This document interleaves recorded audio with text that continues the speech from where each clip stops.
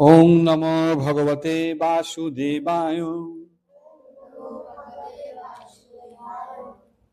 রামায়ণ বালকাণ্ড স্বর্গ ৮। তো রাজা দশরথ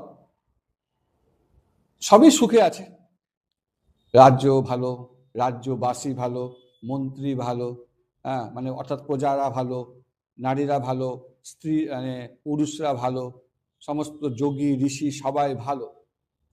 কিন্তু এবং তিনি অনেক পুত্রহীন, সন্তান নাই। তো সন্তান যদি না থাকে, তার মানুষ আগেকার দিনে অনেক তপস্যা করেছে, তার জন্য সন্তান প্রাপ্তির জন্য দেবতাদের কাছে প্রার্থনা করেছে। তো সন্তান হলেও মুশকিল, না হলেও মুশকিল, জানিস তো। সন্তান যদি ভালো হয় তাহলে সব ঠিক, আর সন্তান যদি ভালো না হয় তাহলে কেমন হবে সেটা? চোখের বালির মতো। চোখে যদি বালি পড়ে তাহলে কি হবে? আমাদের সবসময় কচকচ কচকচ করবে। সেরকম সন্তান যদি যদি ভালো না হয় তাহলে কিন্তু সবকিছুই আমাদের কাছে একটা কষ্টদায়ক হয়ে যাবে। সেজন্য আমাদেরকে ভালো সন্তান হতে হবে। তার পুত্র ছিল না, চিন্তা করলেন অন্য অনেক যজ্ঞ করলাম, তপস্যা করলাম, সন্তান তো হলো না, তাহলে এবার আমি অশ্বমেধ যজ্ঞ করি। সেই জন্য তিনি অশ্বমেধ যজ্ঞের কথা চিন্তা করলেন। তো রাজা তাদের সাথে পরামর্শ করে, মন্ত্রীদের সাথে। তখন তিনি কি করলেন? তার মন্ত্রীদের সঙ্গে পরামর্শ করলেন যে আপনারা বলেন যে কি করে আমরা এই অশ্বমেধ যজ্ঞ করব। তো তখন মন্ত্রীরা বলছে ঠিক আছে, আপনি পুরোহিত এবং গুরুজনদেরকে ডাকেন। সবাইকে ডাকলো, সমস্ত সকলে গুরুজনরা আসলো, রাজপুরোহিত আসলো, ঋত্বিকগণ আসলো, সকলের কাছে তখন বলছে আমার তো পুত্র নেই, সুখও নেই, তো সেই জন্য আমি এই অশ্বমেধ যজ্ঞ করার ইচ্ছা প্রকাশ করি। যদি অশ্বমেধ যজ্ঞ করি, দেবতারা বর প্রদান করবে, আমি তখন তাদের কাছে পুত্র চাইব। আপনারা এখন পথ দেখান কি করে আমি এই অশ্বমেধ যজ্ঞ করতে পারবো। আর এই কথা শুনে সকল ব্রাহ্মণেরা, সাধুরা, বৈষ্ণবেরা তারা একেবারে সাধু সাধু বলে সম্মতি জানালো। না, খুব ভালো কথা। তো বলছে ঠিক আছে, রাজা বলছে ঠিক আছে, আপনি তাহলে আপনারা তাহলে দেখেন যজ্ঞের সামগ্রী সব আছে, যেগুলো সব খোঁজ খবর করেন, এবং যজ্ঞে একটা অশ্ব লাগবে, সেই অশ্বটা জোগাড় করেন, এবং আপনি যখন এই যজ্ঞটা করবেন তখন এতে অবশ্যই আপনি কি করবেন? পুত্র লাভ করবেন। এবং একটা স্থানও ঠিক করা হয় যে সরযূ নদীর তীরে যজ্ঞভূমি হবে। তখন দশরথ যজ্ঞের জন্য যা যা প্রয়োজন সবকিছু জোগাড় করার জন্য, সংগ্রহের জন্য সবাইকে, সমস্ত রাজকর্মচারী, রাজপুরোহিত সবাইকে তখন কাছে প্রার্থনা করলেন। আর অর্ডার দিচ্ছেন না, কিন্তু প্রার্থনা করলেন। এবং সকল রাজপুরোহিতরা তখন কি করলেন?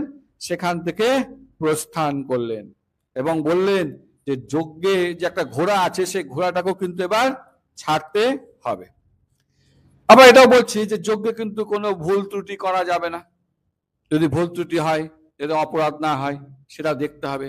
কারণ যজ্ঞে যদি যজ্ঞ করতে করতে বা পুজো করতে করতে যদি আমরা কোনো অপরাধ করে ফেলি, তাহলে যে যজ্ঞ করবে তার কিন্তু সে কিন্তু বিনাশ হতে পারে।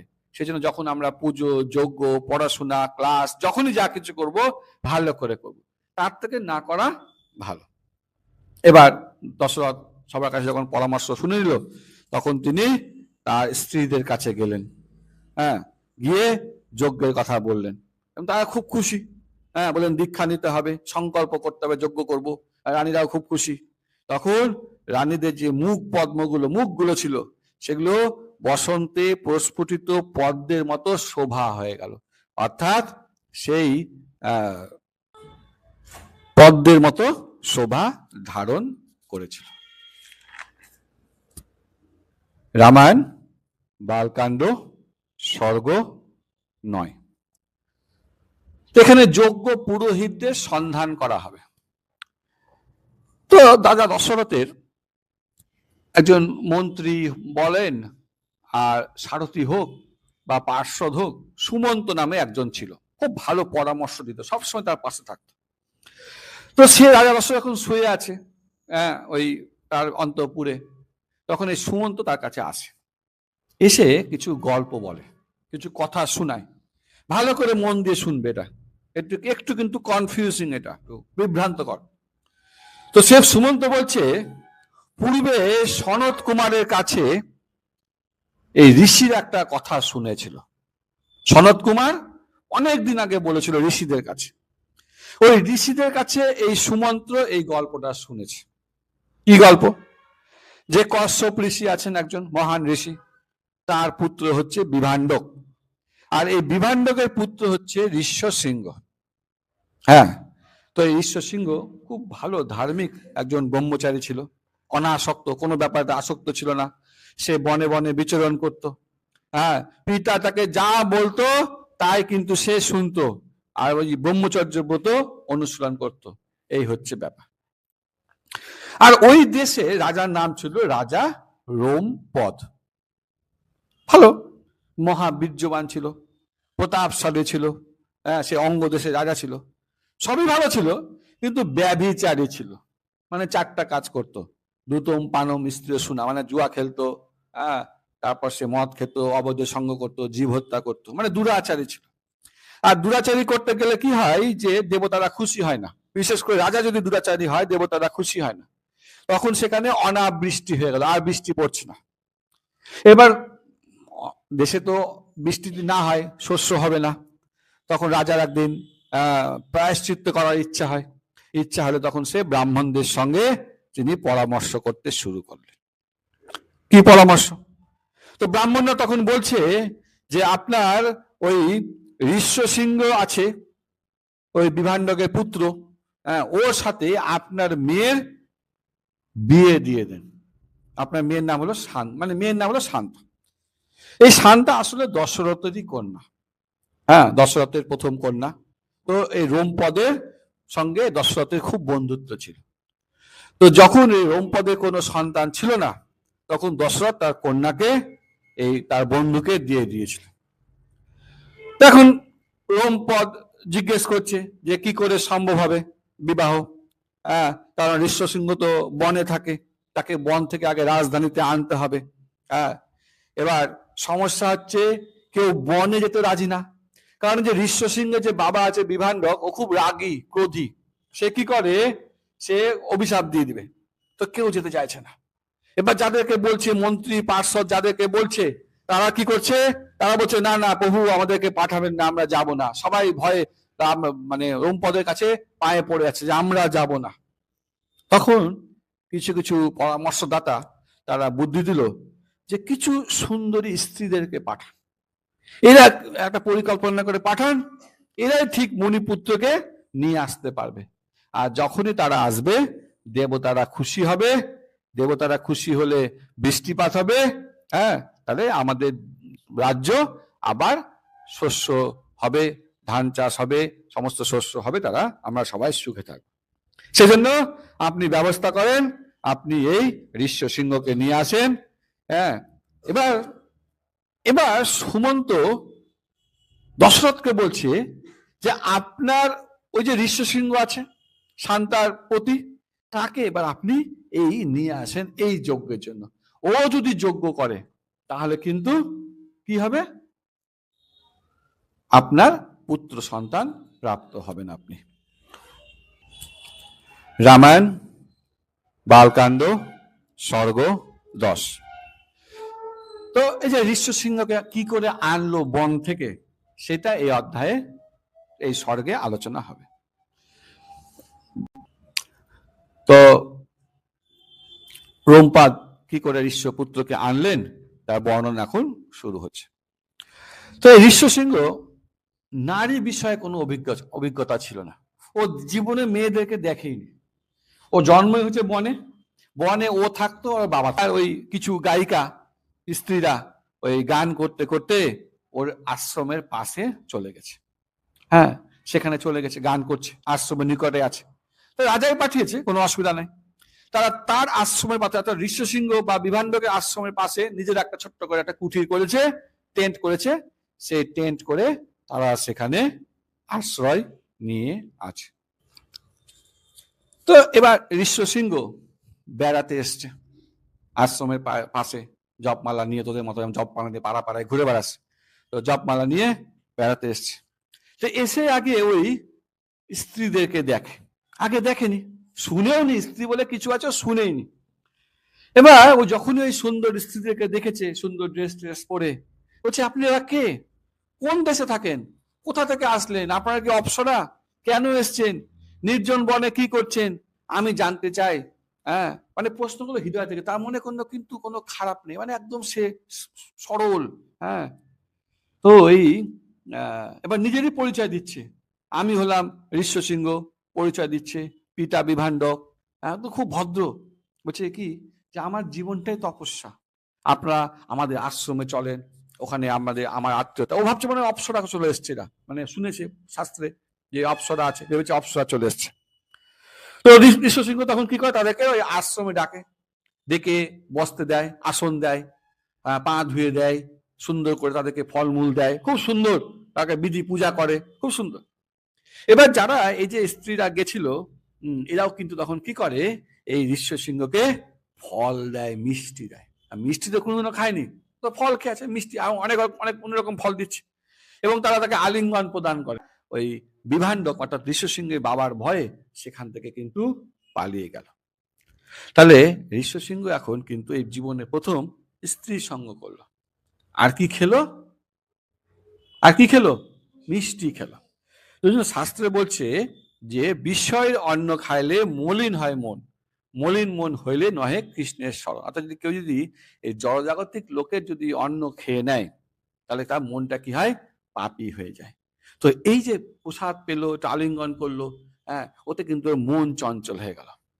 হ্যাঁ, ফল খেয়েছে, আর কিন্তু ওর জপে মন বসছে না। এবার কি করছে, এবার পরের দিন সকালে আবার উঠে ওই খোঁজ করতে গেছে, যে ওই কোথায় আছে ওই মাতাজিরা, ওই অপ্সরারা কোথায় আছে দেখছে। এবার তারা তখন দেখলো, তারা এবার তাকে বলছে আপনি এবার আমাদের আশ্রমে আসেন, এসলেন, বলছে এবার বলছে তারা যে আজকে আমরা এখান থেকে চলে যাব। ঠিক আছে, বুঝতে পারলি, চলে যাবো। এবার বলছে যে আপনি আমাদের আশ্রমে চলেন, ওখানে গিয়ে অনেক সুস্বাদু ফল আছে, মিষ্টি আছে। তো ঋষ্যশৃঙ্গ তখন ওই ফল মিষ্টির লোভে তাদের সঙ্গে কিন্তু অঙ্গ দেশে চলে এসছে। আর যে একজন শুদ্ধ ভক্ত কোন দেশে আসে, দেবতারা খুব খুশি হয়। তখন তারা কি করেছে, তখন তারা ইন্দ্র বৃষ্টিপাত করেছে, আর তাতে সবাই খুশি, কারণ দেশে বৃষ্টি হচ্ছিল না কয়েক বছর ধরে, এবার কিন্তু বৃষ্টি হয়ে গেল। এবং তখন মুনি ঋষিরা সবাই চলে আসছে ঋষ্যশৃঙ্গকে দেখতে, সবাই ঋষ্যশৃঙ্গকে প্রণাম করছে। ও জ্ঞানে বুদ্ধিতে কম থাকলেও কিন্তু খুব ভালো ভক্ত, মনটাও খুব ভালো। হ্যাঁ, সবাই প্রার্থনা করছে। এবার মুনিদের আরেকটা চিন্তা, ওর বাবা যদি এসে অভিশাপ দেয়, তখন ওর বাবার দিকে চলে আসছে, তখন সমস্ত ঋষি মুনিরা আগে গিয়ে ওর বাবার চরণে পড়ে ওর বাবার কাছে প্রার্থনা করছে যে আপনি দয়া করে কোনো অভিশাপ দিবেন না। যাক, বিভাণ্ডক তখন অভিশাপ দেয়নি, এবং রাজা রোমপদ তখন কি করলেন, এই ঋষ্যশৃঙ্গকে রাজগৃহে নিয়ে আসলেন। নিয়ে এসে তিনি কি করলেন, সর্বপ্রথমে এই ঋষ্যশৃঙ্গের বিয়ে দিয়ে দিল। কার সাথে, শান্তার সাথে তার বিয়ে দিল। কেন বিয়ে দিল, যাতে সে আর ফিরে যেতে না পারে। রামায়ণ বালকাণ্ড 11 সর্গ। তো এবার দুটো জিনিস আলোচনা হবে, একটা অতীতে ঘটেছে, একটা বর্তমানে ঘটবে। তো এই যে সুমন্ত রাজা দশরথকে এই সত্য যুগে যা শুনেছিল সনত কুমারের কাছে ঋষিরা, সেই ঘটনা কিন্তু বলছে যে পরম্পরাক্রমে সনত কুমার ঋষিদের অতীতে যা বলেছিলেন তাই ভবিষ্যতে হবে, এমন কথা সুমন্ত রাজা দশরথকে এবার বলতে শুরু করলেন। তিনি বলছে যে দশরথ ইক্ষ্বাকু বংশে জন্মগ্রহণ করবে, কন্যা হবে শান্তা, সৌভাগ্যশালিনী, অঙ্গরাজের সঙ্গে তার বন্ধুত্ব হবে, শান্তাকে বন্ধু রোমপাদের কন্যা হিসাবে দিবে। পূর্বেই ঘটনা হয়ে গেছে, কিন্তু আমরা কিন্তু পরে পড়ছি। আবার শান্তার স্বামীকে যজ্ঞের জন্য প্রার্থনা করবে, পুত্র প্রাপ্তির জন্য। জামাই কন্যাকে, রোমপদ কি করবে, জামাই আর কন্যাকে এই দশরথের যজ্ঞের জন্য পাঠাবে, তারা যজ্ঞ করবে, যজ্ঞের পর বর চাইবে, 4টা পুত্র হবে। পূর্বে সনত কুমার এই ঋষিদেরকে এই সমস্ত গল্প কিন্তু আগেই বলে দিয়েছে। তো সেজন্য এই সুমন্ত বলছে এখন আপনি এই অঙ্গ দেশে যান আর ঋষ্যসিংহকে সসম্মানে নিয়ে আসেন। ও যদি যজ্ঞ করে তাহলে কিন্তু আপনার পুত্র পাবেন। তো দশরথ তখন কি করলো, অঙ্গ দেশের সব কথা শুনে নেওয়ার পর অঙ্গ দেশের উদ্দেশ্যে যাত্রা করলো। সঙ্গে মহিষীদের নিয়ে গেছিল, মানে স্ত্রীদেরকে নিয়ে গেছিল। গিয়ে তো আগে ঋষ্যসিংহ মুনিকে দর্শন করলো, মুনিপুত্রকে, রোমপাতকে। রোমপাত তখন এই যে তার সঙ্গে যে দশরথ যে বন্ধুত্ব সেটা জামাইকে জানালো। 7-8 দিন সেখানে ছিল। হ্যাঁ, এবং এরপর আসার সময় রাজা দশরথ ঋষ্যসিংহকে অর্থাৎ শান্তা এবং ঋষ্যসিংহকে আমন্ত্রণ করলেন যে আপনারা এসে আমাদের এই যজ্ঞটা করলেন। রোমপদ সম্মতি দিলেন এবং সকলে তখন কি করলেন, এই প্রত্যাবর্তন করলেন। মানে জামাইকে নিয়ে, ঋষ্যসিংহকে নিয়ে আর শান্তাকে নিয়ে আসছে দশরথ। এবং এই আসার পূর্বে সমগ্র এই যে অযোধ্যা নগরী, এটাকে কি করা হয়েছে, সাজানো গুছানো হয়েছে, একদম লাইটিং, যেমন আমাদের কালী পূজাতে হয় সেরকম লাইটিং করা হয়েছে, সুসজ্জিত করা হয়েছে। তারা নগরে প্রবেশ করলো। হ্যাঁ, অযোধ্যাবাসীদের খুব আনন্দ যে এবার যজ্ঞ হবে, রাজা দশরথের সন্তান হবে। তারা তারপরে অন্তঃপুরে প্রবেশ করলো, মানে রাজধানীতে একদম ঘরে প্রবেশ করলো। সেখানে এই ঋষ্যসিংহকে পুজো করা হয়, আপ্যায়ন করা হয় এবং শান্তা স্বামী বিপ্রবর ঋষ্যসিংহ সহ সেখানে আনন্দে বেশ কিছুদিন থাকতে লাগলেন। রামায়ণ বালকাণ্ড সর্গ 12। তো এখানে ঋষ্যসিংহকে মূল পুরোহিত হিসাবে বরণ করা হবে। তো এদিকে বসন্ত ঋতুতে অশ্বমেধ যজ্ঞ করার সুন্দর সময় উপস্থিত হয়ে গেছে। রাজারও আগ্রহ, উপযুক্ত সময় চলে এসছে। তো ঋষ্যসিংহকে তখন কি করে, এই যজ্ঞ কার্যের জন্য বরণ করে। আচ্ছা, আমরা এর আগে আলোচনা করেছি অনেক বড় বড় পুরোহিত আছে, তো একেই কেন, ঋষ্যসিংহকে কেন করা হলো? ওখানে বামদেব আছে, বশিষ্ঠ আছে, বিশ্বামিত্র আছে, এ তো অনেক আছে তো দেশে। তো সেখানে ঋষ্যসিংহকে কেন গ্রহণ করা হলো মূল পুরোহিত হিসাবে? কারণ তার মনটা হচ্ছে সরল মন, শুদ্ধ ভক্ত। তো ঋষ্যসিংহকে তখন সম্মতি হলো, তখন সমস্ত প্রয়োজনীয় ব্যবস্থা গ্রহণ করা হলো। সরযূ নদীর তীরে সেই যজ্ঞভূমি নির্মাণ করা হলো। তো সকল ব্রাহ্মণেরা আসলো, সুযজ্ঞ, বামদেব, জাবালি, কশ্যপ, বশিষ্ঠ, আরো অনেক বেদজ্ঞ ব্রাহ্মণ, ব্রহ্মবাণী ঋত্বিকগণ সবাই আসলো। তো সবাই এসছে, তখন এই দশরথ হাত জোর করে সবার কাছে প্রার্থনা করছে যে আমার সুখ নেই, পুত্র নেই, আবার ভবিষ্যতে কে রাজা হবে সেটাও জানি না। তো এক কাজ করি, আমি পুত্র কামনায় একটা অশ্বমেধ যজ্ঞ করার ইচ্ছা প্রকাশ করছি, তা আপনারা ব্যবস্থা করেন। তখন আবার সমস্ত সাধুরা বলছে, সাধু সাধু বলে তাকে সম্মতি দিচ্ছে, তাকে বুদ্ধি প্রদান করছে। তো এই এখন এই যজ্ঞের যে অশ্বটা ছিল, তখন তাকে তারা বলল যে আপনারা এবার এই অশ্বটিকে মুক্ত করে দেন। তো সঙ্গে অশ্ব যখন ছাড়বে তো কেউ তো অশ্বটাকে ধরতে পারে, সেই জন্য সঙ্গে বীর রক্ষীদের দিয়ে দিল, অনেক হয়তো 200, 500, 1000, 2000 রক্ষীকে দিল। অশ্ব যেদিকে যাবে, অশ্ব কিন্তু নিজের মনে যাবে। আর যদি কোনো রাজা মনে করে অশ্বটাকে মানে ধরবো, তারা কিন্তু তার সঙ্গে যুদ্ধ করবে। যুদ্ধ করে যদি জিতে যায় তাহলে সেই রাজা কিন্তু আবার রাজাকে হারিয়ে দিবে, তাহলে সেই রাজা কি হবে, এর দাসত্ব স্বীকার করবে। যাই হোক, তারা সকলে বুদ্ধি দিল, এরপর অশ্বটিকে ছেড়ে দিল। এবার যজ্ঞভূমি নির্মাণ করা হলো সুন্দর করে, বিশাল অনেক টেন্ট, হাজার হাজার টেন্ট সরযূ নদীর তীরে। হ্যাঁ, তো এবার বলছে যে যেগুলো ব্রহ্ম রাক্ষস আছে তাদের থেকে খুব সাবধান থাকবেন, কারণ এই ব্রহ্ম রাক্ষসগুলো কি করে, এই যজ্ঞের মধ্যে বিভিন্ন উপদ্রব করে, আগুন নিভে দেয়, মাছ মাংস হাড্ডি ফেলে দেয়। হ্যাঁ, এরা বিঘ্ন করে। সেজন্য এটা বিঘ্ন করলে কি হবে, যদি যজ্ঞ নষ্ট হয়ে যায় তো যে যজ্ঞ করবে তার কিন্তু ক্ষতি হবে। যাই হোক, এইসব পরামর্শ দিয়ে ব্রাহ্মণরা সেখান থেকে চলে গেলেন। এরপর রাজা দশরথ সব শুনে নিজের অন্তঃপুরে প্রবেশ করলেন এবং প্রসাদে সেখানে রাজকার্য সম্পন্ন করতে শুরু করলেন। তাহলে সব ব্যবস্থা হয়ে গেছে, অশ্বটাকে ছেড়ে দিয়েছে। এবার অশ্ব ঘুরে আসতে 1 বছর লেগে যায়, বুঝতে পারলি? ওই অশ্বটা গোটাটা ভারতবর্ষ, গোটা পৃথিবী ঘুরে 1 বছর পর আসবে। রামায়ণ, বালকাণ্ড, স্বর্গ 13। এরপর 1 বছর অতিক্রম হলো, বসন্ত ঋতুতে শুরু হয়েছিল, আবার বসন্ত ঋতু চলে আসলো। এবার দশরথ তো চিন্তা, 1 বছর হয়ে গেছে, বশিষ্ঠের কাছে গেছে, বলছে আপনি আবার দেখেন 1 বছর হয়ে গেল, যজ্ঞের দায়িত্ব গ্রহণ করেন, প্রার্থনা করছে। কারণ আপনি হলেন আমার পরম সুহৃদ, আমাদের মহান গুরু।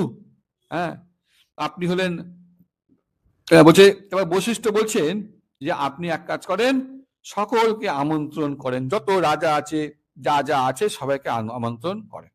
তো কাকে কাকে আমন্ত্রণ করবে যজ্ঞে? বলছে ধার্মিক বয়স্ক যারা আছে তাদেরকে আমন্ত্রণ করবে, শিল্পীগণ যারা ভালো আঁকতে পারে, যারা ভালো মাটি খুঁড়তে পারে, ভূমি খননকারী, জ্যোতিষীরা যারা ভালো হাত দেখতে পারে, অভিনেতা যারা ভালো নাটক করতে পারে, নৃত্যশিল্পী, শাস্ত্রজ্ঞ যারা রামায়ণ ভালো শাস্ত্র জ্ঞান আছে, আর বিভিন্ন আরো যারা ইঞ্জিনিয়ার, ডাক্তার, সবাইকে তারা কি করবেন, ডেকে নেবেন। আচ্ছা, ডাকলে হলো, কি ব্যবস্থা করতে হবে? সকলে থাকার ব্যবস্থা করতে হবে, টেন্ট করতে হবে। তোরা দেখেছিলি কুম্ভ মেলার সময় লাখ লাখ টেন্ট করা হয়েছিল? হ্যাঁ, ওইরকম টেন্ট করা হবে, এবং তাদের খাওয়া দাওয়ার ব্যবস্থা করতে হবে। তো এরকম তো না যে চকলেট দিয়ে ক্লাস পার করে দেবো আমার মতো। হ্যাঁ, পৃথক পৃথক ঘর, এর সাথেও থাকবে না, ঝগড়া করবে। বিয়ে বাড়িতে রাখলে অনেকগুলো ঘর করতে হয় না, অনেক জায়গা জোগাড় করতে হয়, এরকম পৃথক পৃথক ঘর করবেন। তারপর সঙ্গে অনেক হাতি ঘোড়া আসবে, তাহলে অশ্বশালা করবেন, হস্তিশালা করবেন। আবার দাস দাসীও তো অনেক আসবে, সেবক, তাদের জন্য আলাদা ঘর করতে হবে। সৈনিক আসবে, অনেক বডিগার্ড আসবে, সেই সৈনিকদের জন্য আলাদা ঘর করতে হবে। সব বলে দিল। আর কি করবেন? মনোরঞ্জনের ব্যবস্থা করবেন। আরে এতদিন ধরে থাকবে, 2-3 মাস ধরে থাকবে তারা, তো মনোরঞ্জন তো লাগবে। সবার হাতে একটা করে মোবাইল দিয়ে দিবেন। হবে না, বলছে না, উত্তম সৎকার করতে হবে। যখন আসবে, হরে কৃষ্ণ আমন্ত্রণ জানান করতে হবে, বিধি করতে হবে, আবার যোগ্যতা অনুযায়ী ট্রেন দিতে হবে, মনোরম সামগ্রী রাখতে হবে। হ্যাঁ, এবং সকলকে সেবা ভাগ করে দিবেন, এটা সেবা করবে, ওটা সেবা করবে, ওই ওই রাজকর্মচারীটা সেবা করবে, সব কি করবে, সব ঠিক ঠিক করে সেবা করবে। এবং এরপর বলছে আপনি সমস্ত ধার্মিক রাজাদেরকেও ডাকেন। তো প্রথমে কাকে ডাকবেন? রাজার জনক, সত্যবাদী। উনি কেন ডাকবে? উনি সত্যবাদী, হ্যাঁ, বীর, মহামহিম, উনি রাজা এবং ঋষি দুটো একসাথে। এরপর কাশীরাজকে ডাকবেন, উনার কথাগুলো খুব মিষ্টি মিষ্টি, হ্যাঁ, সদাচারী। কেউ রাজকে ডাকবেন, ওনার পুত্র সহ, কারণ উনি আপনার শ্বশুর। অঙ্গরাজ রোমপদকেও ডাকবেন, বন্ধু। তাছাড়া কৌশল রাজ, ভানুমান, মগধরাজ, প্রাপ্তিযোগ্যা, সিন্ধুরাজ, হ্যাঁ, এবং আরো যারা যারা আছে সমস্ত রাজাদের ডাকবেন। ডাকতে কাকে পাঠানো হলো?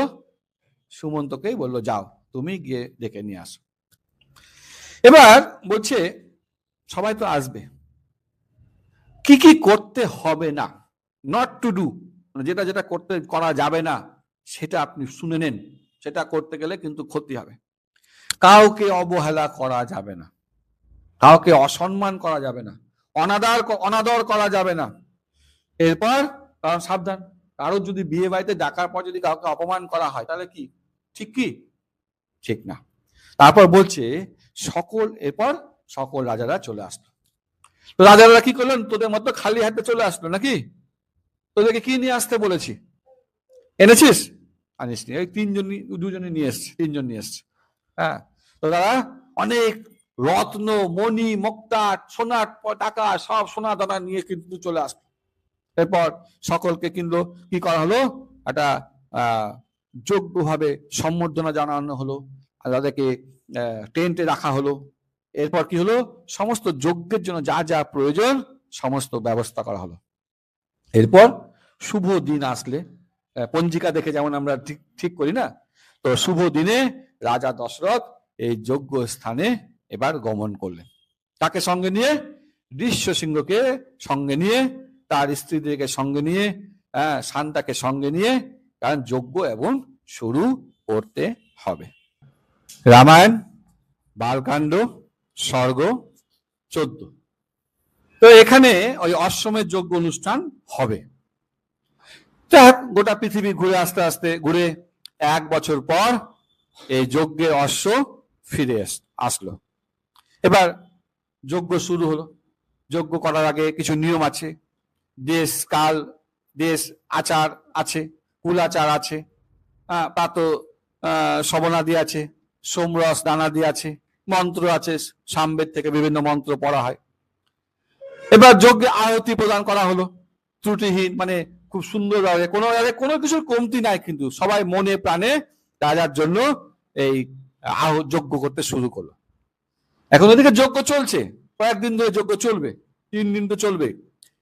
তো সকালে এবার ভোজনের ব্যবস্থা হচ্ছে, সেখানে সবার ভোজনের ব্যবস্থা হলো। একদিকে ক্ষত্রিয়রা খাচ্ছে, একদিকে ব্রাহ্মণেরা, একদিকে শূদ্র, কোনোদিকে স্ত্রী, আবার কোনোদিকে ব্যাধিগ্রস্ত যারা আছে, অন্য সকল ব্যবস্থা করা হচ্ছে। আচ্ছা, কি কি রান্না করা হয়েছে? সুস্বাদু রান্না হয়েছে এবং প্রচুর পরিমাণে আছে, খুব বিধিমত সাত্বিক প্রসাদ তৈরি করা হয়েছে, তৃপ্তিদায়ক। এবং যারা পরিবেশন করছে তারা কিন্তু উত্তম বসন পরে আছে, বেশ, যারা ক্যাটারিং করছে তারা কিন্তু খুব সুন্দর বসন পরে আছে। আর ওদিকে তো অন্যের স্তূপ লেগে গেছে, অনেক স্তূপ। আর এই সমস্ত পেয়ে ব্রাহ্মণেরা কিন্তু অত্যন্ত তৃপ্ত হচ্ছে এবং তৃপ্ত হয়ে তারা বেশ আশীর্বাদ করছে, না দশরথের অনেক সন্তান হোক, যজ্ঞ সার্থক হোক, এভাবে তারা বলছে। আচ্ছা, সমস্যা হচ্ছে তোদের মতো ব্রাহ্মণদেরও মাঝে মাঝে কিন্তু ওই তর্কাতর্কি হাসাহাসি হয়। কারণ কি, সকলে তো বিদ্বান পারদর্শী জ্ঞানী ব্রহ্মচারী অভিজ্ঞ। তো বেশি জ্ঞান হলেও কিন্তু বেশ প্রত্যেকে আমি বেশি, তুই ব্রহ্ম নিয়ে বল, আমি পরমাত্মা নিয়ে বলি, আমি বিভিন্ন ভাবে তখন শুরু হয়ে গেছে জ্ঞান। এরপর কি হলো, সেখানে যজ্ঞকুণ্ডে অগ্নি সংযোজন করা হলো, এবার আগুন জ্বালানো হলো। তো কি করে আগুন জ্বালাতে হতো আগেকার দিনে? লাইটার দিয়ে, পাথর দিয়ে না, মন্ত্র পড়ে লাইটার করা, মানে আগুন জ্বালানো হতো। একটা যজ্ঞে 4 জন ব্রাহ্মণ লাগতো, একজন হচ্ছে হোতা, একটা হচ্ছে অর্ধায়ু, একটা হচ্ছে উদ্গাতা, আর হচ্ছে ব্রহ্মা। এই 4 রকমের ব্রাহ্মণ লাগতো। কেউ হয়তো বিনা মন্ত্র করেই আগুন জ্বালিয়ে দিবে, কেউ যজ্ঞে আহুতি দিবে, কেউ মন্ত্র পড়বে, কেউ হয়তো পর্যবেক্ষণ করবে সব ঠিকঠাক আছে কিনা, সব পরবর্তীতে কি কি দ্রব্য আসবে সব আছে কিনা, সব ব্যবস্থা করা হবে। এরপর অশ্বকে পরিচর্যা করে নিয়ে আসা হলো। এবার কি করবে, তার আগের দিন অবশ্যই ওই অশ্বের সঙ্গে কৌশল্যা সারা রাত ছিল একসাথে, কারণ ধর্মের জন্য তারা সে অশ্বের সঙ্গে ছিল। তো এরপর ওই খড়গের দ্বারা 3 বার প্রহার করে এই অশ্বটাকে হত্যা করা হলো, প্রহার করে হত্যা করা হলো। এবার হত্যা করার পর যে অশ্বের যে মেদ চর্বি, সেই চর্বিটাকে যজ্ঞে পাক করা হলো। পাক করে যে ঘ্রাণটা না হলো, সেই নামার পর এই ঘ্রাণটা হচ্ছে সমস্ত পাপ বিনাশক। ওদের যে কারণে, যে পাপের জন্য সন্তান হচ্ছিল না, সেই পাপটা কিন্তু এবার কেটে গেল। তো এরপর 3 দিন ধরে এই যজ্ঞ চলতে থাকে। প্রথম দিন চতুষ্টম যজ্ঞ হয় বা অগ্নিহোষ্টম যজ্ঞ হয়, তৃতীয় দিন উকত্থ যজ্ঞ হয়, তৃতীয় দিন অতি রাত্র যজ্ঞ হয়, 2 বার করা হয়। তারপর জ্যোতিষ্টম যজ্ঞ, আয়ুষ্টম যজ্ঞ, অভিজিৎ যজ্ঞ, বিশ্বজিৎ যজ্ঞ, মানে মোটা টোটাল হচ্ছে 4 বার যজ্ঞ করা হয় এবং এটাকে মহাক্রতু বলা হয়। তো এইসব যজ্ঞ কলিযুগে কিন্তু সম্ভব না। আমাদের কাছে না টাকা আছে, না সেরকম ব্রাহ্মণ আছে, না কেউ মন্ত্র জানে। এই কলিযুগের জন্য যজ্ঞ হচ্ছে কি, হরে কৃষ্ণ কৃষ্ণ কৃষ্ণ হরে হরে, হরে রাম রাম রাম হরে হরে। এই যজ্ঞের মাধ্যমে আমরা কিন্তু উদ্ধার হয়ে যাব। তো যজ্ঞ কমপ্লিট হলো, শেষ। তো দশরথ ব্রাহ্মণদের দান করলেন। কি দান করলেন? পুরো রাজ্যই দান করে দিলেন, পুরো দেশ। কাকে কাকে? হোতা, অর্ধায়ু, উদ্গাতা, ব্রহ্মা, সবাইকে দান করে দিলেন। কিন্তু ব্রাহ্মণরা দান নেওয়ার পর আবার রাজা দশরথকে ফেরত দিয়ে দিল। কেন ফেরত দিল? বলছে যে তারা রাজ্য শাসন করতে পারবে না। ব্রাহ্মণ কি পারবে? তো রাজ্য শাসনে অসমর্থ। তো বলছে এটা ক্ষত্রিয়ের কাজ। তো যখন ফেরত দিল, তখন রাজা দশরথ তখন কি করলেন? তাদেরকে অন্যান্য দান করতে শুরু করলেন। কি কি দান? মণিরত্ন, স্বর্ণ, গোধন, বস্ত্র, গাভী, স্বর্ণ মুদ্রা, রূপা, এই সমস্ত কিছু দান করতে শুরু করলেন। এবার ওই যে ঋত্বিকগণ, তারা তো দান পেল, দান নিয়ে গিয়ে কি করবে? তারা আবার দিয়ে দিল কাকে? ঋষ্যশৃঙ্গ আর বশিষ্ঠ দেবকে দিল, কারণ তারা তো মূল। তাহলে আমি কিছু পেলে কি করব? তো পুনরায় দশরথ দেখছে, এমা এত সব টাকা এদেরকে দিয়ে দিল। তখন দশরথ সোনা আর স্বর্ণ মুদ্রা, 1 কোটি স্বর্ণ মুদ্রা এই ব্রাহ্মণদেরকে দান করলেন। নিজের গলার যে গয়না ছিল সোনার মালা, ছিঁড়ে দিয়ে দিল সবাইকে। তো সকলে তখন শেষ সম্বলটুকু, তখন রাজা দশরথ এরপর সকলকে প্রণাম করলেন। তখন ব্রাহ্মণেরা সকলে রাজা দশরথকে আশীর্বাদ করলেন।